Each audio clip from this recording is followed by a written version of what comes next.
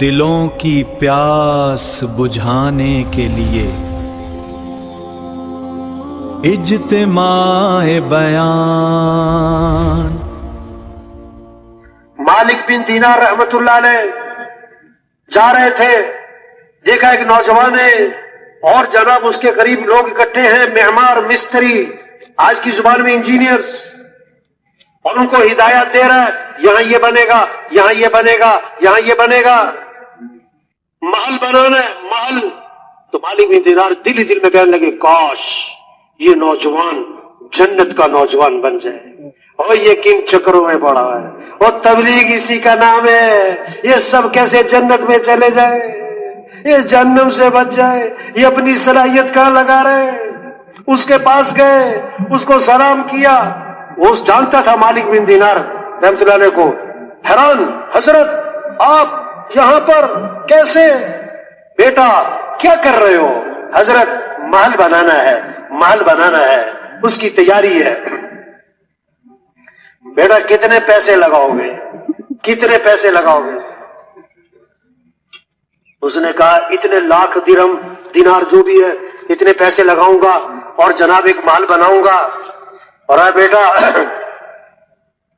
یہ دنیا کا جو محل ہے یہ مٹی گارے کا ہے، مال بھی ختم ہو جائے گا، رہنے والا بھی ختم ہو جائے گا، نہ مال رہے گا نہ رہنے والا۔ جنت کا جو محل ہے، جتنے پیسے تم نے یہاں لگانے ہیں، اگر یہ پیسے مجھے دے دو دینار، میں تم سے وعدہ کرتا ہوں اس دنیا کے محل کے بدلے تمہیں اللہ سے جنت میں محل لے کر دوں گا۔ اور جنت کا جو محل ہے اس کی ایک اینٹ سونے کی ہوگی اور ایک اینٹ چاندی کی ہوگی، اور اس کا گارا مشک کا ہوگا، اور اس کی گھاس زعفران کی ہوگی، اور اس کے کنکر موتی اور یاقوت ہوں گے، اور اس میں خوشبوئیں مہکتی ہوں گی، اور کبھی پرانا نہیں ہوگا اور بوسیدہ نہیں ہوگا، اور اس مال کو بنانے والے مستری نہیں ہوں گے، اس مال کو بنانے والا خود اللہ ہوگا۔ اب بولو کہ تمہیں دنیا کا مال چاہیے کہ جنت کا مال چاہیے؟ عقل مند تھا، آج کی طرح کی بے وقوفی نہیں کی، جاؤ جاؤ مولوی صاحب ہمیں سب پتہ ہے، چلو نکلو آپ۔ کراچی والے کہتے ہیں نا آپ پتلی گلی سے نکل جاؤ ہمیں سب پتہ ہے۔ نہیں، عقل مند تھا، کہتا ہے حضرت آپ مجھے مہلت دیں ایک رات، میں سوچوں گا، میں فیصلہ کروں گا، صبح بتاؤں گا۔ ہاں، مالک بن دینار رحمت اللہ علیہ رات کو اٹھے اور اس کے لیے ہاتھ اٹھائے۔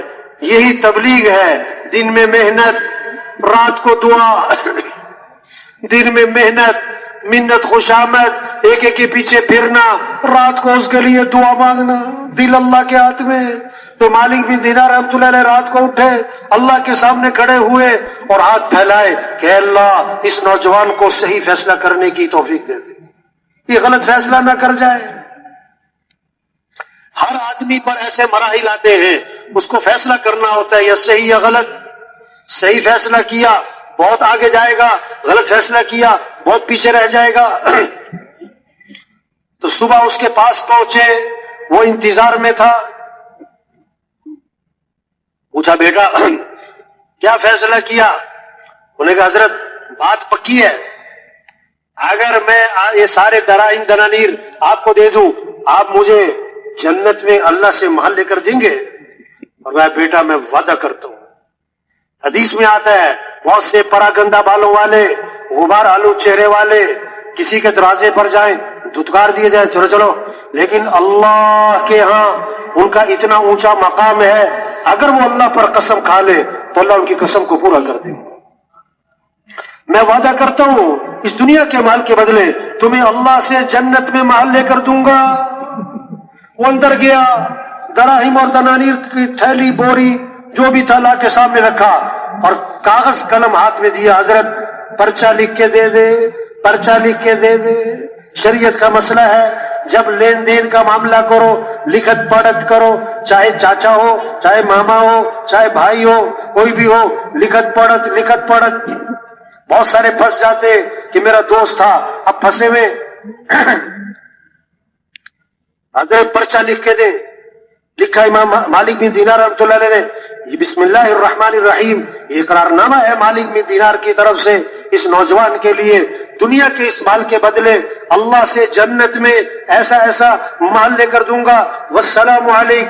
پرچہ اس کے ہاتھ میں پکڑایا، دراہیم لے کر واپس آئے اور شام تک سارے کے سارے دراہیم اللہ کے راستے میں خرچ کر دیے۔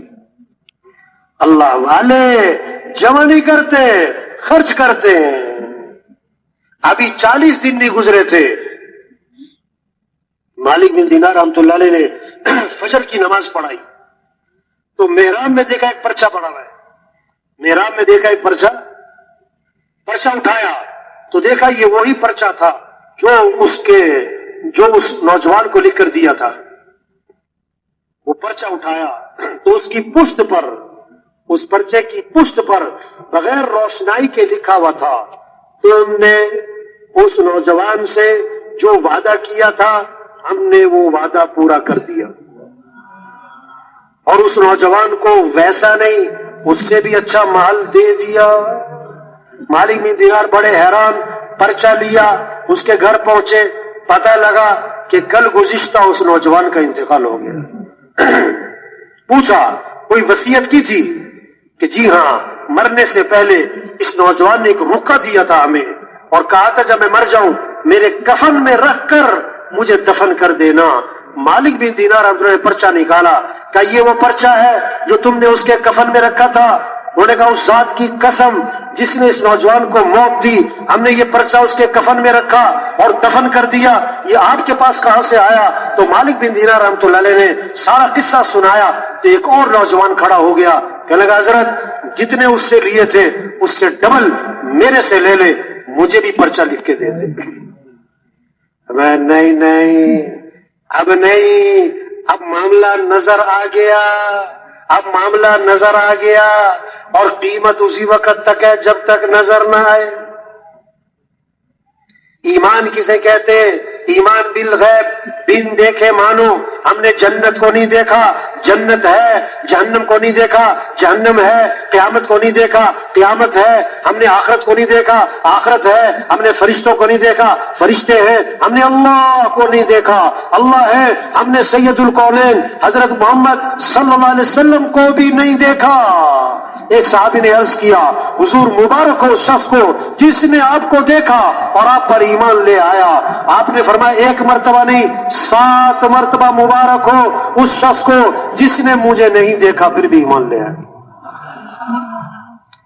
تو بھائی چھوٹی سی زندگی ہے، آج زمین کے اوپر ہے، کل زمین کے نیچے ہوں گے، آج زمین پر چل رہے پھر دفن ہو جائیں گے، آج اپنے پر مٹی نہیں پڑنے دیتے پھر منو مٹی تلے دبا دیے جاتے، اور مٹی ڈالنے والے کون؟ اپنے، اور ثواب سمجھ کر ڈالتے، اپنے ہاتھ بھی قبر پہ جھاڑتے۔ یہ سب دھوکہ ہے میرے بھائیوں۔ 500 کی جوتی ہے 5000 کی، آگے سب ننگے پاؤں ہیں، 5000 کا سوٹ ہے 50000 کا، آگے کفن سب کا برابر ہے، 2 مرلے کا مکان ہے، 4 کنال کا بنگلہ ہے، قبر کا سائز سب کا ایک ہے، 20 لاکھ کا باتھ روم ہے، آخری غسل بھٹے پہ ہے، 30 لاکھ کا بیڈ ہے، آخری چارپائی جنازے والی سب کی ایک ہے، 10 کروڑ کی گاڑی ہے، آخری سفر تو ڈالے پر ہے، ایمبولینس پر ہے۔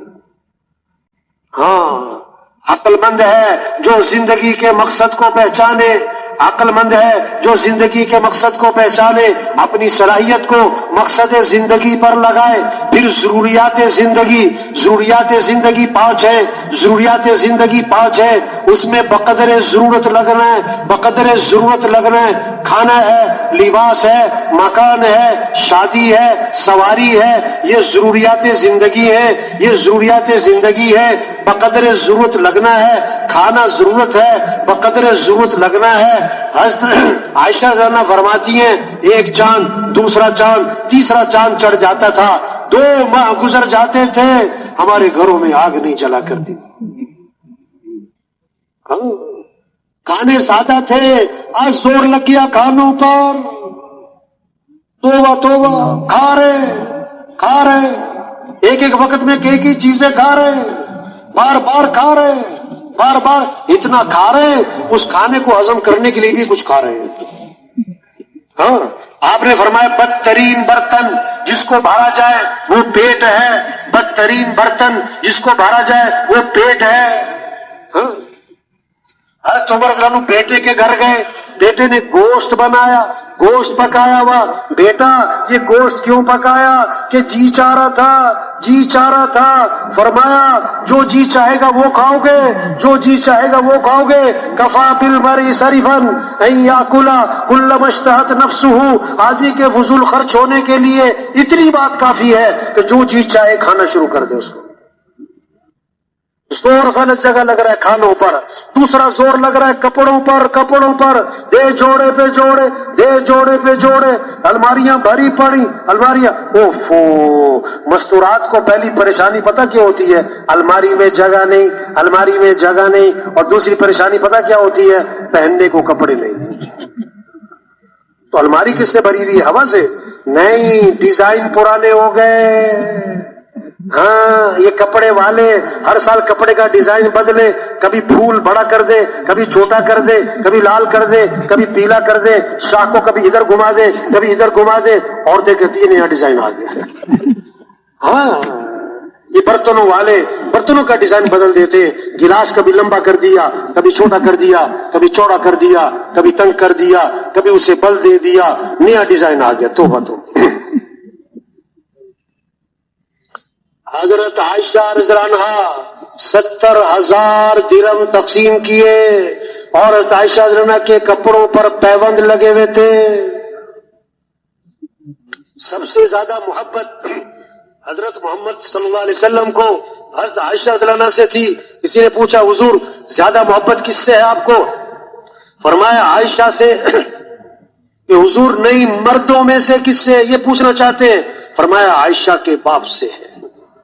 ہاں آپ کا انتقال ہوا حضرت عائشہ رضی اللہ عنہا کی گود میں ہوا، آپ کے منہ میں جو آخری چیز گئی حضرت عائشہ رضی اللہ عنہا کا لعاب تھا، مسواک چبا کے دی تھی.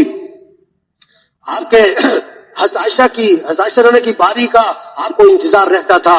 جب بیماری بڑھی بیویوں سے اجازت مانگی، میں آخری دن عائشہ کے گھر گزارنا چاہتا ہوں اور میں اللہ تو نے مجھے بیویوں میں عدل کرنے کا حکم دیا، میں عدل تو کرتا ہوں ظاہری طور پر، دل میرا عائشہ کی طرف مائل ہے، یہ میرے اختیار میں نہیں.